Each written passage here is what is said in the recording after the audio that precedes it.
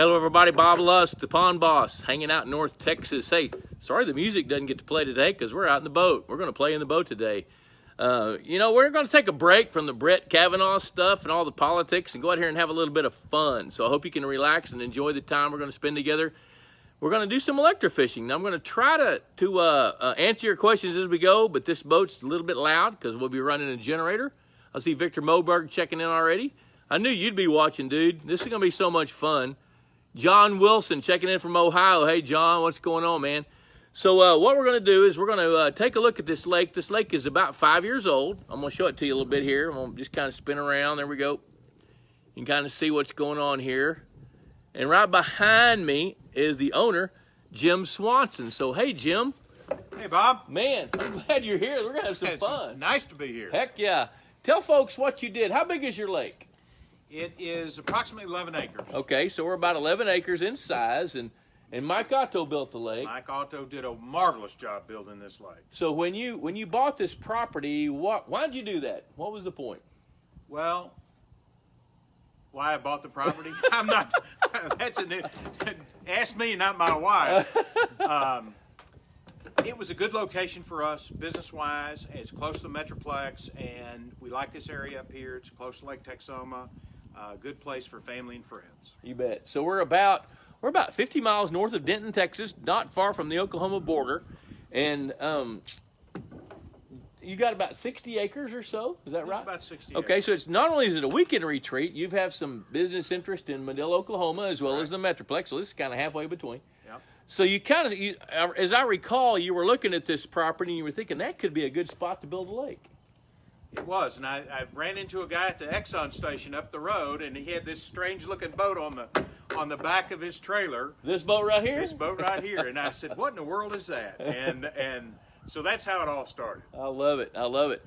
So the lake was built and finished what, about 5 years ago? About 5 years.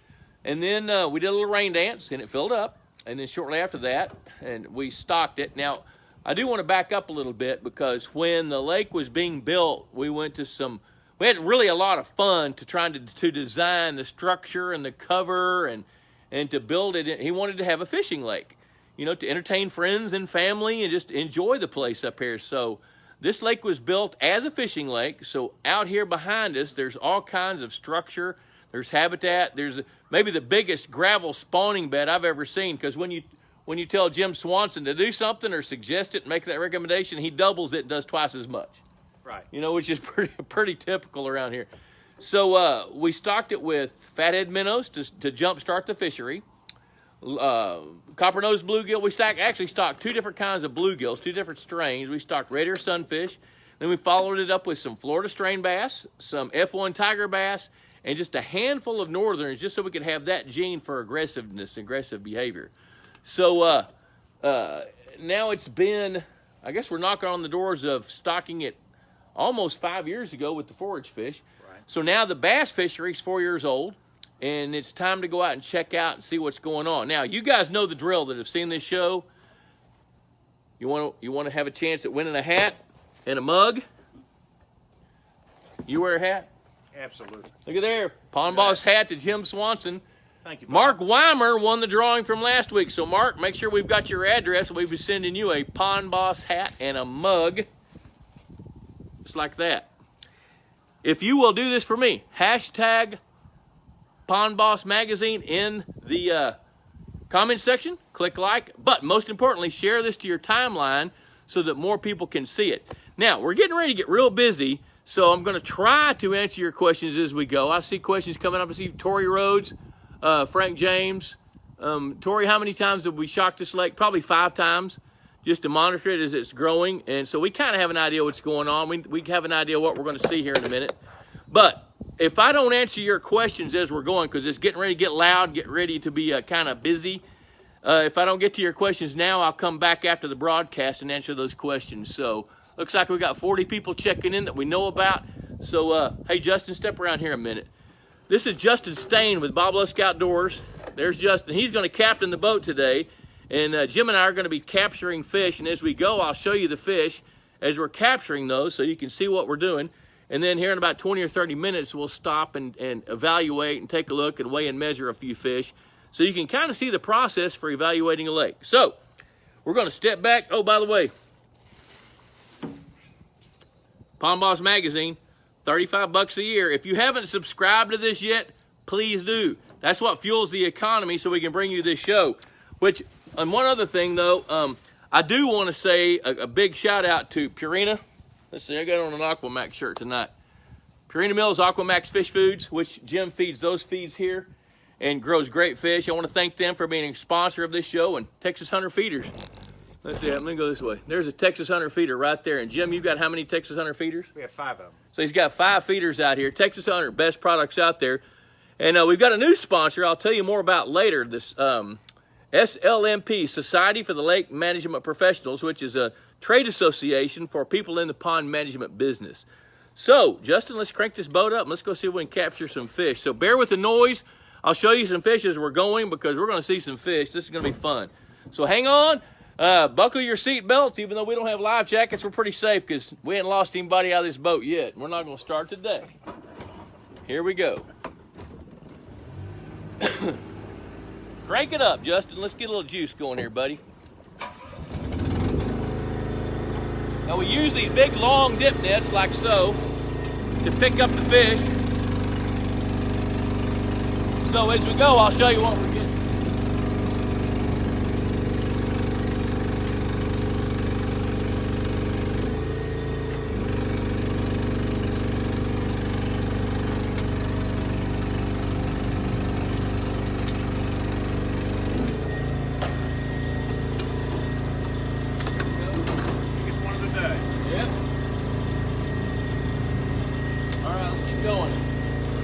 There's a little bitty bass, young of the year bass, just from this year. So here we go. You got the switch. Put your switch in there, Jim, with your feet. Put the switch out. There you go.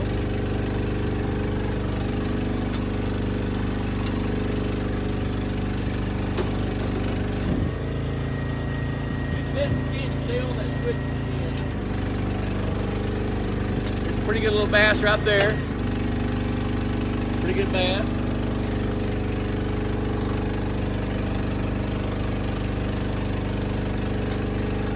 Why don't you flip on your live well?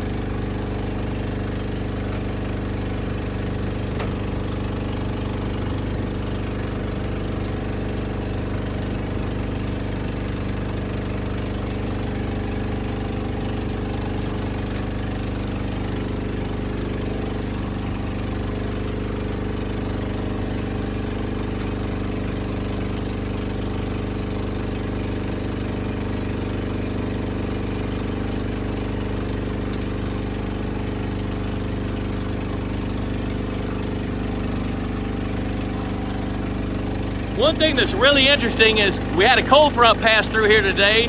The water temperature is probably still in the 70s, but we had a ½ inch of rain, cold front passed. The air temperature, we're now in the low 60s on our way to the mid 70s tonight. So it's the first cold front of the year.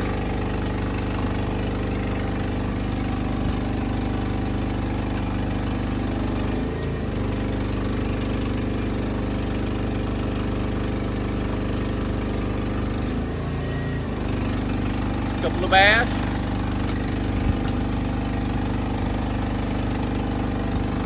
Right here in this area is a designed spawning bed of pea gravel. So if we go over it pretty slowly, we might shock up some pretty big bluegills.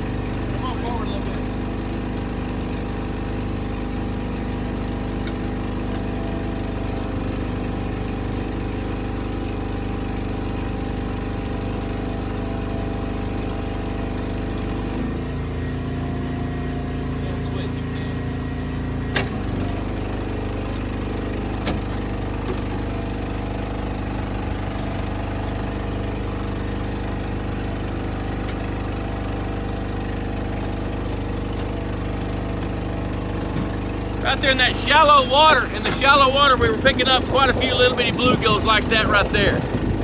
There were quite a few right there, probably 50 or 75 little bluegills.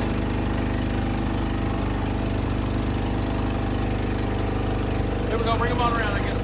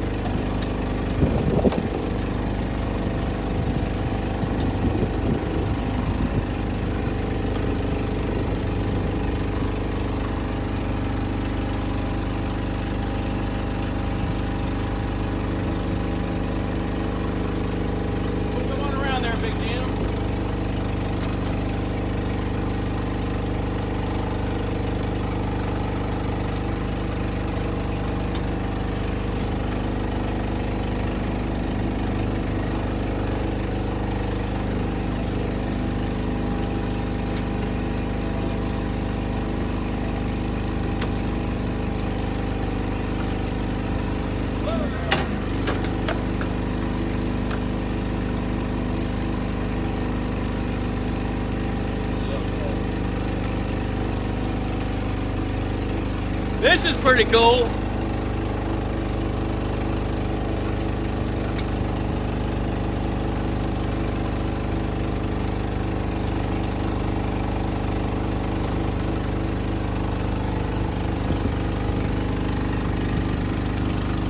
Great big tilapia. Beautiful fish.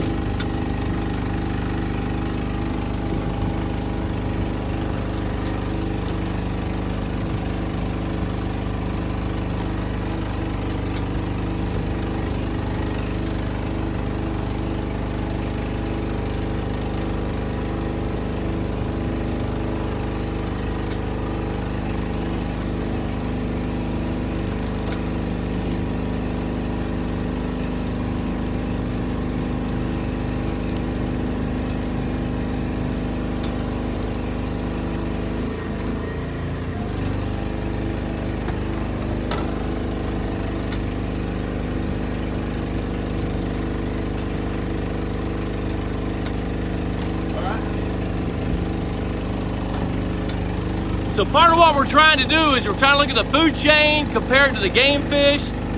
We did a little test shocking yesterday and we found a lot more bluegill yesterday. Looks like with this cold front today, they've moved out and gone into some deeper structure.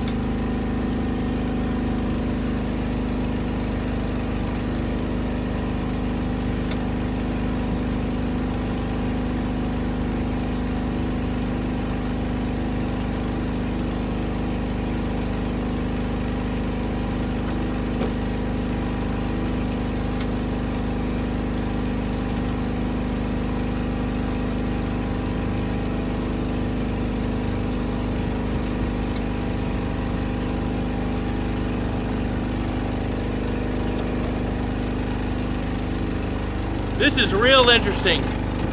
Little bitty bass. These largemouth bass, we shouldn't be seeing these this time of year. This is a late spawn.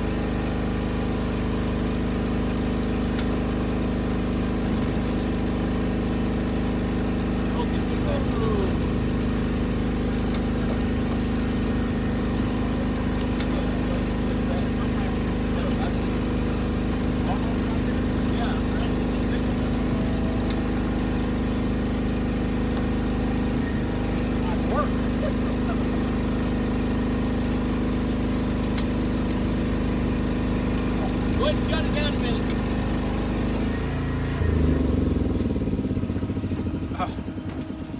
Okay, go ahead and turn your generator off. Okay, folks, we just found a mother lode of bass and bluegill and stuff, so we're going to take a minute and talk about it. Your timing is perfect, everybody. I mean, look at this. Here we go. Now, this is a lake that's had bass in it for 4 years. Look at that. There's a really nice bass. Right here, we just picked up probably, I don't know, 10 or 12 really, really nice bass. And we missed another 10 or 12. Yeah, and there were a whole bunch of them right in one spot where there's actually some really dense cover. Pretty good bluegill. Check it out. Let's see, Jason says, how big is that lake? It's 11 acres. It's 11 acres. So let's take a minute, and we're going to take a few minutes and figure out what we got here, guys. So, Justin, let's take a second. I can't take any pictures using my phone to broadcast. So, here we go. Look at that. You have that in your lake? Jim Swanson does. So we're going to call out the lengths and weights. So normally we write them down, but we're going to call them out here. So this fish is 21.5 inches long. Go ahead, Justin. 21.5 inches long. What does it weigh? 6.79. 6.79. So that's a pretty good fish. Now, you know that's a girl. That's a female, and she's in pretty good shape. Now, her stomach's not quite as distended as it will be in the spring because she's just now starting to develop eggs that she'll have for next year. So, let's turn that one loose and get another one. There's some really nice bass right there, Jim Swanson. Now, you guys, so far the lake record is what? I think they said they've caught a 7.2. Okay, a 7.2, which is 4 years old. So this one is what? 21.5, 5.58. 5.58. So, take a look at that. 5.58. Electrofishing. It's a good way to figure out what you got going on in your lake. So we'll turn that little jewel loose. What you got there, Justin? This one's 15. As he's doing this, 1.6. 1.6 to 15. This lake has got, not only does it have structure and cover that's been designed into it, it's also got a really good rim of American pondweed and some bushy pondweed. So while we're dipping fish, we're picking up a few little pieces of bushy pondweed, which is a healthy plant. I mean, it can get out of hand. What do you got there, Justin? 16.5. So here's a 16.5 that should weigh about 2 pounds and 8 ounces or so. 2.73. So it's 2 3/4. So this fish is above average in weight when you're looking at relative weights. So that's pretty darn good. You know, as Justin's working on these fish, I'm gonna go find him a smaller net. 15.5. 15.5. So what we're doing here is it's real important that we weigh and measure these fish, and then we're gonna plot these to an XY curve and compare them to standards. What's the weight on that one? 1.9. 15.5, 1.9. That's a little above average, so that's pretty good. Here comes another bass. Hold it up when you get through with it there, Justin, so people can see what it is. 17. So there's a 17.25 that ought to weigh just under 3 pounds, what it should weigh. 2.8. So 2.8, that's about right for this time of year. There you go, 2.8. That's not a bad fish to catch. A lot of guys would really like to catch that fish. Now, as we evaluate a lake, not only are we looking at the body condition, we're looking at relative weights, comparing our fish to the standards for these fish. So what do you got there? 15, 1.63. 15, 1.63. That's pretty good. So we'll plot these onto an XY graph so we can see how these fish compare to standards. And as long as they're within about 5 to 8% of what standard is, then we're good with it. The other thing we're looking at is we're looking at ratios of sizes. 13.5, 1.25. 13.5, 1.25. So what we're going to figure out before long is that now that we're in our 4th year, we're getting a size class of bass that has spawned in here, and those babies are now in the 10 to 13 inch size range, and that needs to be the slot for this lake. I could see it coming. 13.79. 13 inches, 0.79. A 12-ounce bass should weigh 12 ounces. A 13-inch bass should weigh about 14 ounces. That one's a little bit underweight. Bushy pondweed. The other thing we're looking for is how do the forage fish compare, not only in body condition, but how many size classes. And in here, it's primarily bluegills. There's some really good red ears in this lake as well. We came out here and just set things up yesterday. Shocked up some 11-inch long red ear. I'll post some pictures of that after this if we don't shock any up. What do you got there? 13.75. So a 13-inch bass weighs 12 ounces. That fish is a little bit undersized. So what kind of scale are we using? There you go. And the reason Justin likes it is it's got this clip, so it'll hold on to the jaws of the fish. So there's the scale we're using today. What do you got there? 11.5. Here's an 11.5. This should weigh about 10 ounces. 0.52. 0.52, so it weighs a little over 8. So right there, you can begin to see that the fish that are in the 10 to 13-inch size class are a little bit underweight. So that's going to be the slot limit for this lake. I can see it coming because that size class of fish are about a year old.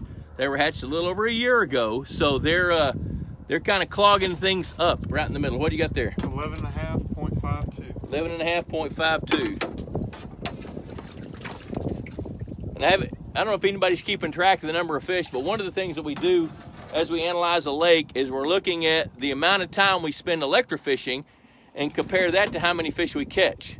Yesterday, in a little test run for about 45 minutes, we figured out we were catching about 60 bass per hour, which is not high, but that's about where you'd want a lake to be, knowing that it's on its way to being overcrowded. What do you got there? 14, 1.01. 14, 1.01.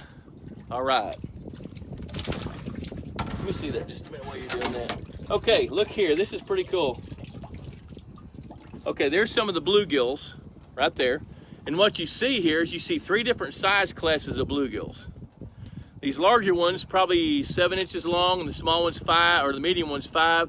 The smallest one, actually the smallest one's a red ear. I don't know if you can see it or not. Let me show you. So now we know that red ear sunfish are reproducing in this lake. That's a red ear sunfish. Here's a bluegill. There's a bluegill. What'd you get there, Justin? 13.83. 13 and 0.83. You want your net back? You know, something else that's pretty interesting. Let's show that bass off here in just a minute. This bass is very likely one of the northern strain fish that were originally stocked. 13.75, 1.23. Okay, show the back of that fish, Justin. This fish here is a pretty uniform color. Kind of spin it around a little bit. There you go. And that is typical coloration of a northern strain largemouth bass. Pretty typical of what one of those looks like. Now, Florida strain bass, and he'll pick one up in a minute, if not now on the next go-round that we do. Let's see if Florida in there somewhere. There we go. There's a pretty good example of one. See how that fish is mottled along the back? Spin him around a little bit. It's kind of hard to see, I know. But this fish has got a camo pattern. So this fish has got some Florida genetics. Now, I can't stand here on camera and say I'm 100% convinced that this fish has Florida genetics, but I'm going to tell you after 39 years of doing it, I'm pretty convinced, knowing this lake, that this fish has Florida genetics. And Florida bass are colored a little bit differently. 14.5, 1.3. Here's one that's a little bit more profound. The colors on this one are a little bit more profound. It's starting to get dark on us, but you should be able to see that.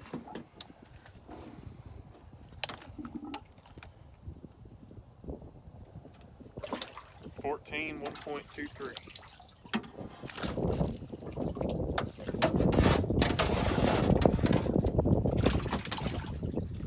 There's a few more bluegills.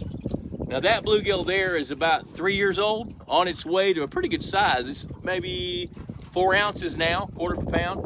And you give it another couple of years, this fish will be knocking on the door of a pound. 9 3/4, 0.37.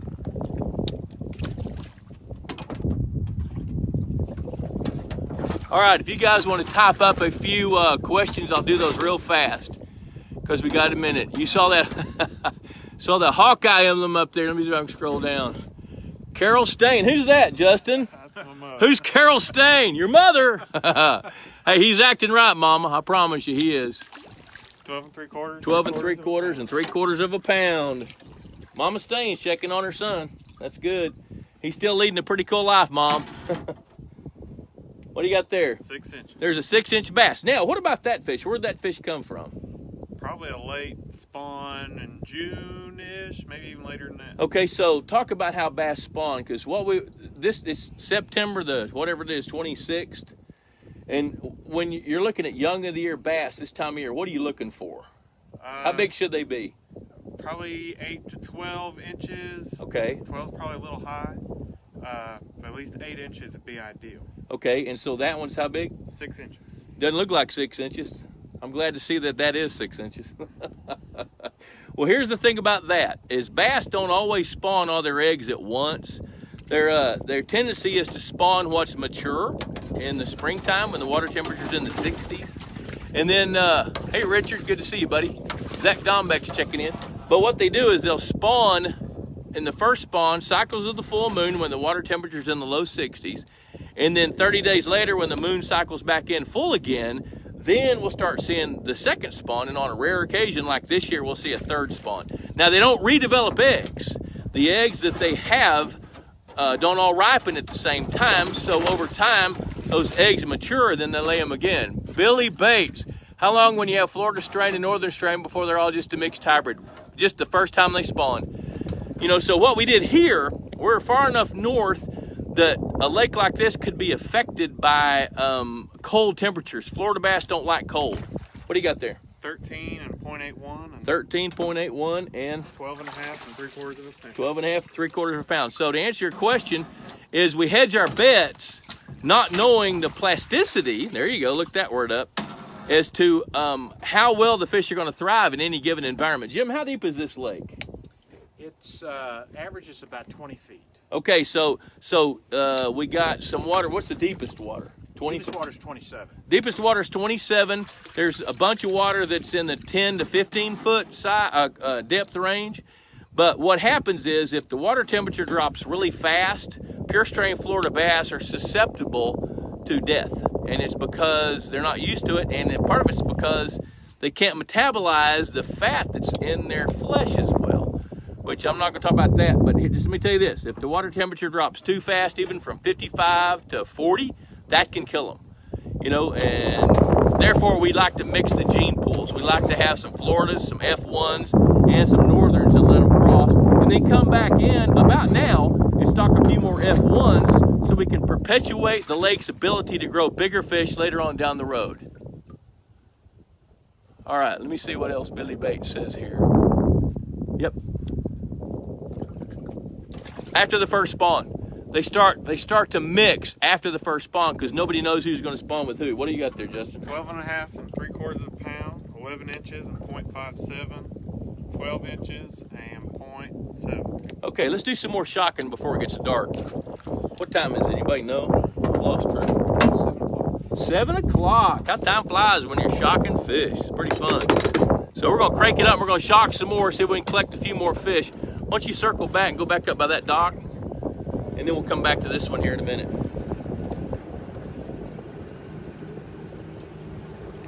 Pretty fun, guys. Pretty fun. So electrofishing is one of the tools we can use to evaluate a fishery and just see how well it's doing. And what we can see that's pretty clear to us with this fishery is that we've got, we're seeing bass beginning to crowd up. They're fish that were reproduced from the originally stocked bass. The bait fish are still in good shape. There's plenty of ratios of those. Scott Lindsay's asking, is fall the best time to electrofish? Fall's a great time to electrofish, but so is the spring. Dave Weedman, how far north in Texas are you? Oh, you want to come fishing? We are just south of Lake Texoma, west of Highway 377 near Gordonville, Texas. That's where we are. So we're going to crank on the shocker boat and see if we can collect a few more fish so you guys can enjoy a little bit more. You can kick your live well back on if you want to, Justin. Got electricity? Not yet, but we will.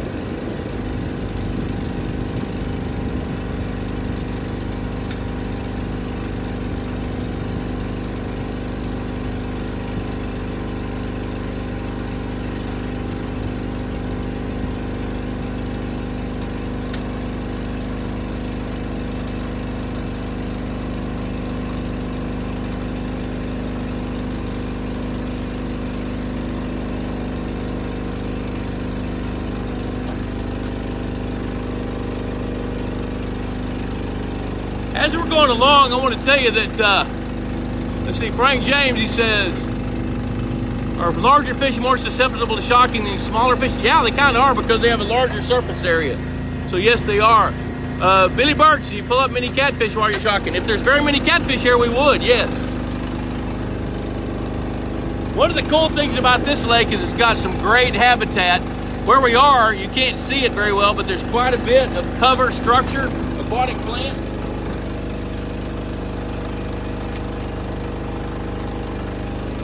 Okay.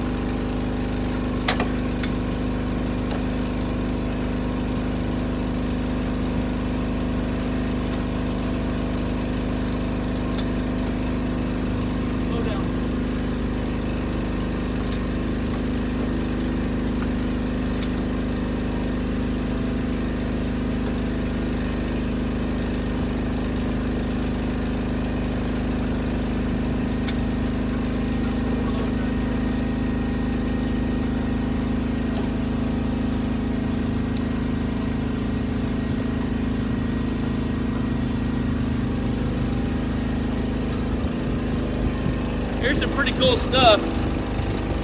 We just ran over a big batch of American pondweed. There's the seed pods of American pondweed right there. And these leaves are a big part of that American pondweed. Look at this. In those plants live some really nice red ear sunfish. There's a big red ear.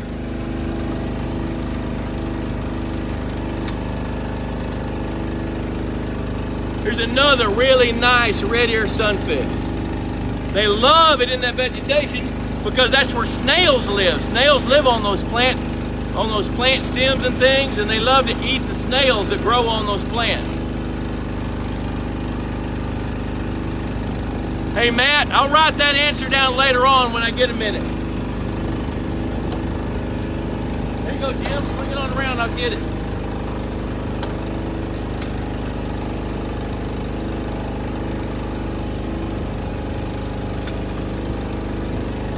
There's a really pretty red ear sunfish. Gorgeous fish. How we doing on time, Justin?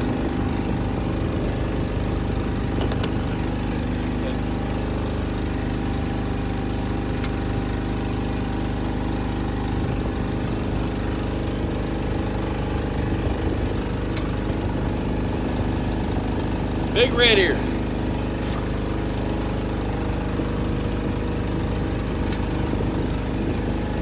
Pretty good bass.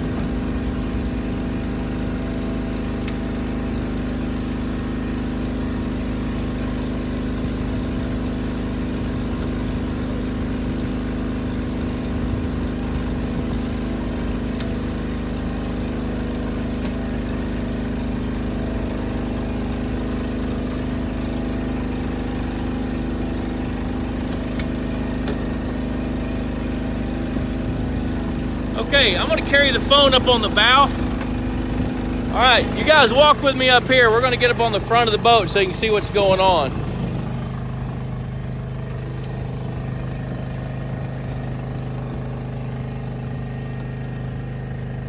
So right here, you're looking over the bow of the electrofishing boat. This is a Smith Root electrofishing research boat. There's a little bass there. So now we're going over that pond. It's kind of hard to see, but there's quite a few little bitty young bluegills that are maybe 1/2 inch, 3/4 of an inch long.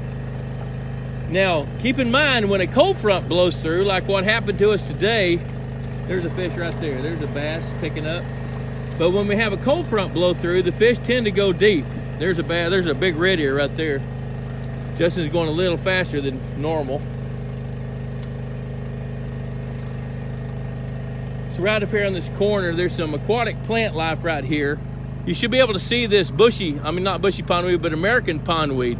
That is a great place for little bitty bait fish to grow up.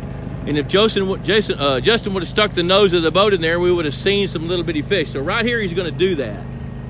So I'm hoping they didn't turn tail. Oh, there's some little ones right there. Yeah, there's a bunch of little bitty bluegills right there.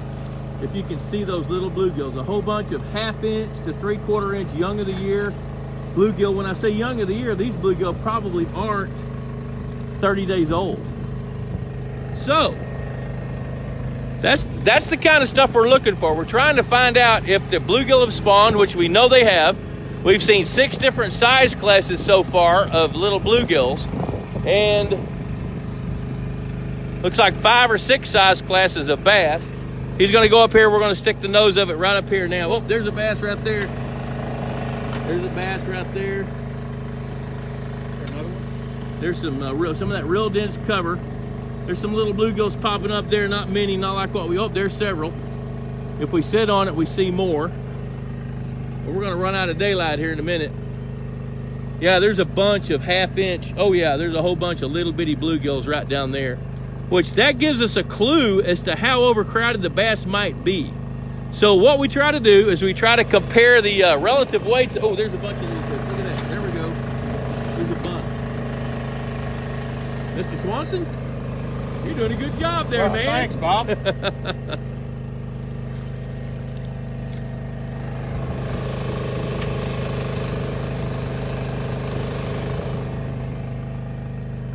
Justin's going to take us up in a little cove right up here so we can see what's going on up here.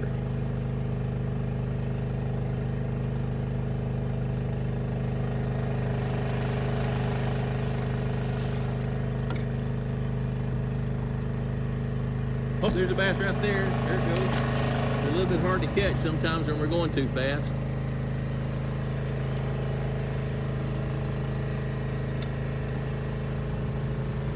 So we're looking for little bitty fish here. They're swirling to the left and swirling to the right. There's a little duck hunting blind. The Swansons are famous for loving to hunt ducks. You see very many waterfowl out here? A lot. Quite a few ducks coming through here when they're... Quite a few ducks and a lot of geese. A lot of geese, yep.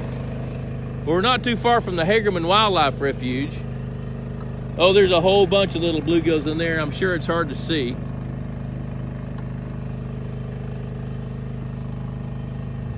Tell you what else is surprising too this year. We've had a lot of doves. A lot of doves. Doves. Yeah, okay.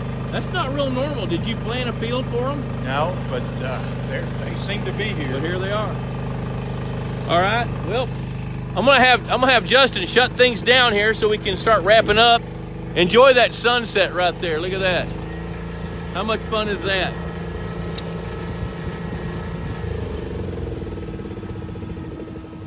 Look at there. What a great sunset. Jim, somebody asked earlier, tell us about your flag out here on the island. Tell us about the island. That's kind of a cool deal. Well, the island was Mike Otto's idea. Yeah. Because we had some extra dirt we didn't know what to do with. Okay. So he said, let's build an island. So we built an island, and the whole point is to see who can hit a golf ball from over there in one of the 3 holes we've got out on the island. And so... there are a lot of golf balls in this lake, so if anybody needs some golf balls and you want to swim, Structure. I can show you where to get them. Structure and cover. Yep. All right, tell us about the flag. That's a Swedish flag. Tell us why it's the Swedish flag is flying up Well, here. my family's Swedish, and they made me take down all the football flags because everybody that comes up roots for another team, so you just can't win. Well, you got a fighting Texas Aggie here. Your son is from Ole Miss. He went to Ole Miss, yeah. Texas Tech. Yeah. Okay, so there you go. There you go. So your loyalty is to Sweden when it comes to football. Exactly. I love that. That's great. That's great. Victor Moberg is part Swedish. He says, Belinda Anderson, what lake is this? This is a secret hidey hole, private lake in North Texas near Gordonville, Texas. You could probably find it if you looked on the map, but it's locked. You can't get in. So listen, we're going to take another few minutes and just cover a few things, and then we're going to wrap things up and put these fish away. You got to see the big red ear. You've been able to see the majority of what we wanted to show you today. So I know there's a bunch of questions, and normally I like to answer those as we go, but tonight that ain't gonna work. So what I'm gonna do now is we're gonna just show you the live well, let Justin dip up a few fish, and then we're going to say adios, and you post your questions, and I will answer those when I get back to the house here in just a little bit. So what just happened was we electrofished for however much time it's been, probably 30 to 45 minutes on the pedal. And we will count the number of fish. We know how many seconds we were on the pedal. And we will compare the body condition of the fish that we captured to what they should be, to the standard curves, you know, for largemouth bass, bluegill, red ear, that sort of thing. And then we'll compare the ratios. And I could pretty well tell you by just looking at these fish that this lake is just beginning to become overcrowded with largemouth bass in the 10 to 13 inch size class. So Brother Swanson, we're going to end up talking about harvesting a few fish out of here. Now, let's talk about one of the things about harvesting. You know, in years past, I was pretty comfortable suggesting people harvest their fish.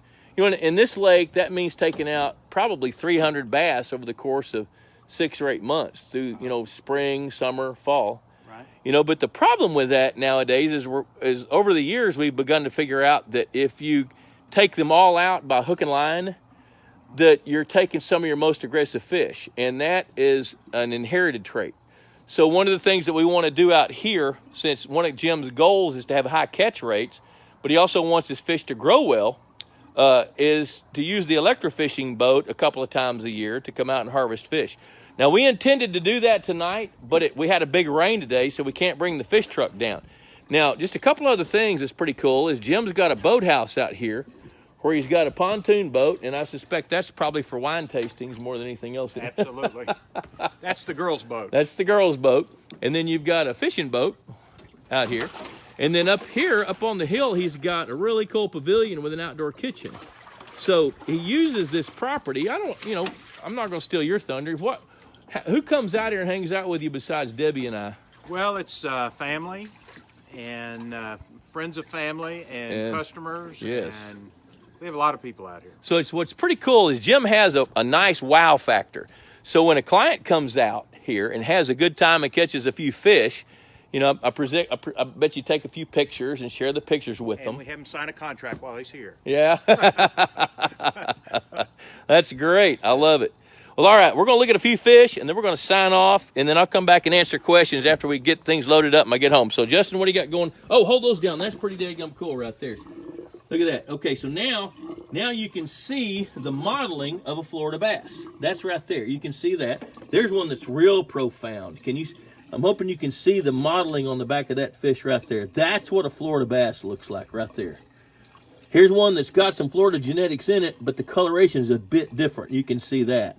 So that's pretty cool. Now, what is this? Holy cow, another great big, whoa, a tilapia, big tilapia. So, here we go. So what we're going to do is we're going to do what we did a while ago, and we're going to measure and weigh some fish, and then we will catch up with you guys later. I appreciate you guys checking in. What a fun way to spend the evening. Clayton Bound says, well, thanks for spending it with us, Clayton. We appreciate it. So normally I go to 7:30, but we're going to run out of daylight in a minute, so we need to process these fish, get them back in the lake, and then sign off. So thanks to Purina Mills for their sponsorship. Thanks to Texas Hunter Feeders right there, Texas Hunter Feeders. There we go.